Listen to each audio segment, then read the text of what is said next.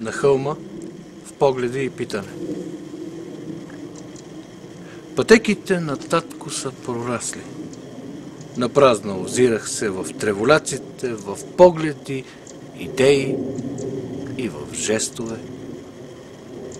Пътеките ги нямаше. Сукаците житейски ми се блещеха, нозете натежаха ми. Навървени в мониторни и градски полуистини, иконки и илюзии, глезени и окаляни, до кръв охлузени. Пътеките мълчаха. Непремерено угасваше окайното татрузене, а той прекрачи. Билото над пъпките, тъй недокоснати за своето утре, израствахме усмихнато насреща си. Пътеките прорастват, не и стъпките.